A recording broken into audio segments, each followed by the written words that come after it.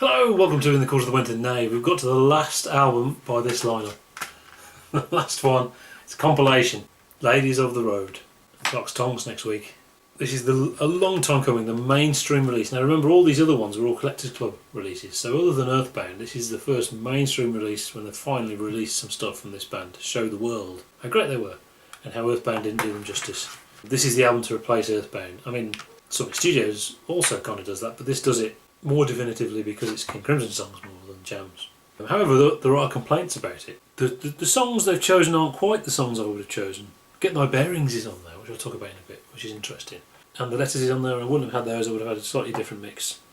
Ladies of the Road isn't on it, which is the first instance, I think, of the trolling the fans a little bit. There's a bit of humour in there. Much more humorous is Volume 2, because it's 2 discs. The second disc isn't more songs, it's Schizoid Men. And it starts the song Schizoid Men, and then it goes into the solo, and just carries on with more and more and more Schizoid Men solos.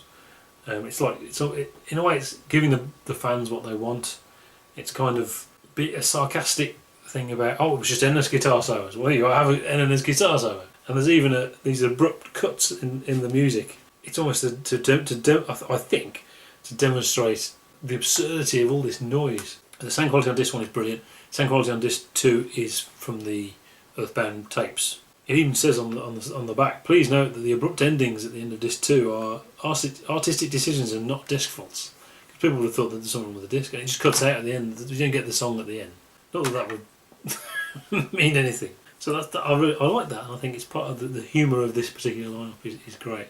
Sadly, this lineup, they did fall out, and Wallace made up with Fripp and made up with King Crimson in a way, and he actually joined the Schizoid band before sadly passing, so that was great that he did that. There is a live album of him playing. Mel Collins, of course, is back in the group now. Yes. So that's awesome, and they're different people now, obviously. So it's not like it would have been in 1972. Boz sadly refused. He didn't refuse, but he just didn't talk about King Crimson. Didn't give people any information, and has sadly passed. And that band without Fripp played with Alexis Corno, formed a band called Snape. Played as Bob Dylan's band, actually, I think, maybe not all of them. And of course Boz had the most success because he joined Bad Company, and founding member of Bad Company. He's not just the bass player, he's in the band. And Mel Collins did quite well because obviously he played with Camel and Roger Waters and loads of other things as well, so they all did well. And this is a testament to this great band that got forgotten, got shoved to the side because of what went on subsequently. But you can't say this isn't good because of that band. This on its own is great. And it is, and it's its own thing, which is wonderful. So side 1 has all clean recordings on it. There's no horrible distorted Earthbound type recordings. Opens with Pictures of a City. I don't know where each recording comes from. I haven't gone round and checked, so bear with me on that.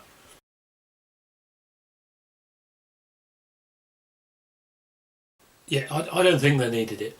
Track 3 is Formentera Lady. It says abridged, but it's only the first noodlingy bit that's cut out, so that's okay. I mean, it means they fit more on the disc, into Taylor's Tale.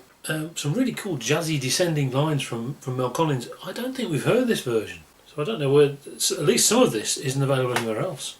Track 5, you get the stupid washes from VCS and applause, but it's Cirkus and it sounds good, and Cirkus is awesome. Track 6 is Groon, another Groon. They're all different but all the same.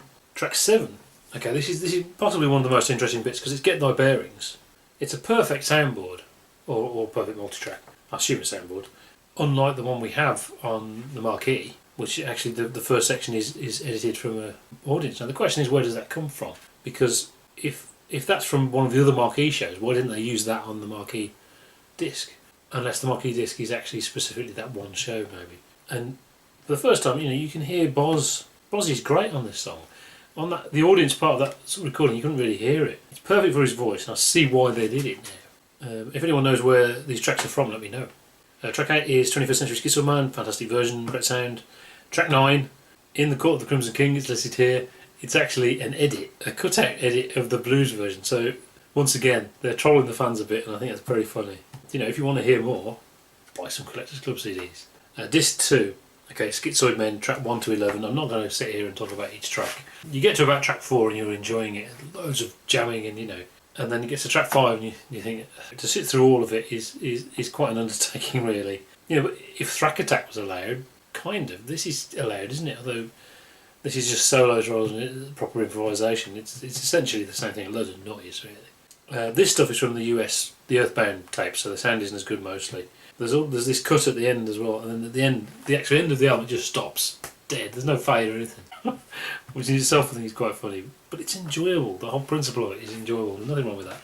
A great lineup. I think that's the one really. That's the mainstream release. So that's one. I assume that's the one you should get. Maybe a forgotten lineup who I think have been reappraised and are now wonderful. So there you go. I will see you next week for Lark's Tongues in Aspic.